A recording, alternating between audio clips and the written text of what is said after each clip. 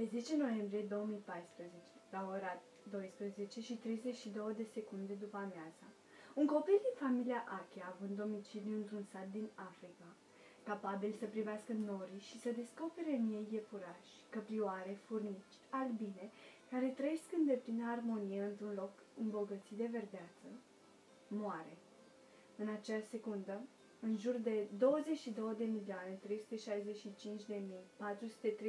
oameni din alte colțuri ale lumii uită robinetul deschis. Apa se pierde. Tot atâția își deschid frigiderul, aruncă jumătate din ce este în el. Nu au avut timp să mănânce. Pe o terasă de la marginea parcului Herăstrău, vântul strecoară prin ferestre deschise, ambalaje de ciocolată și bomboane lăsate în apropiere. Ne deranjează. Dar oare firele de iarbă mai pot zice ceva?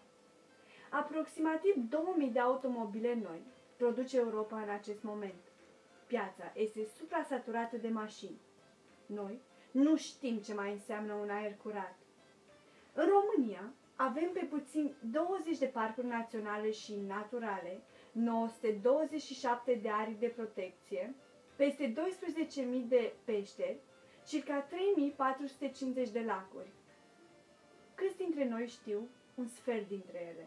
Dezvoltarea durabilă la noi în țară trebuie să aibă în prim plan turismul. Bogății și frumuseți deja avem. Ne lipsește educația și respectul față de bunurile naturale care ne înconjoară. Avem impresia că ne aparțin și abuzăm cât se poate.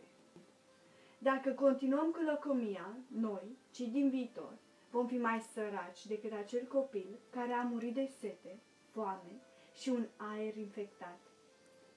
De cele mai multe ori trebuie să pierdem ca să realizăm ce putem avea. Pentru a înțelege conceptul de dezvoltare durabilă, trebuie să gândim bine pentru a face bine. Trebuie să ne pese. Generației noastre a încetat să-i mai pese.